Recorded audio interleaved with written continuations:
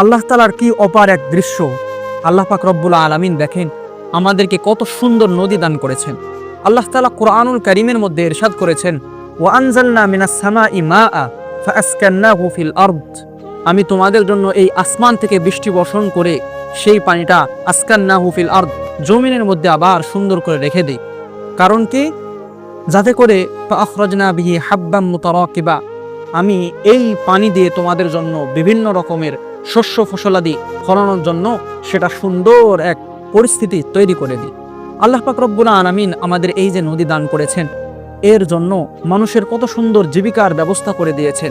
আল্লাহ তাআলা নিজেই বলেছেন, ওয়াহুয়াল্লাযী সাখখারাল বাহর লিতাকুলু মিনহু লাহমান তারিয়াও ওয়া তাস্তাখরিজুনা মিনহু হিল্লাতান তালবাসুনাহা।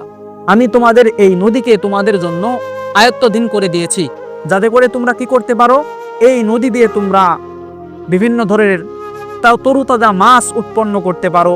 এজন্য আল্লাহ পাক রব্বুল আলামিন প্রত্যেকটা জিনিসের মধ্যেই আমাদের জন্য জীবিকা নির্বাহের ব্যবস্থা রেখেছেন। পাশাপাশি কিভাবে প্রত্যেকটা মুমিন বান্দা সহজে যেন রিজিক অর্জন করতে পারে, এজন্য আল্লাহ তাআলা দিয়েছেন। আল্লাহ তাআলা বলেছেন যে নাহনু নারযুকুক, আমি তোমাদেরকে রিজিক দিব, তবে মনে রাখবা তোমরা আমার ইবাদত করবে। আমি তোমাদেরকে বানিয়েছি একমাত্র আমার ইবাদতের জন্য, এবং দুনিয়ার ভিতরে যা কিছু আছে সব কিছু একমাত্র তোমাদের খেদমতের জন্য।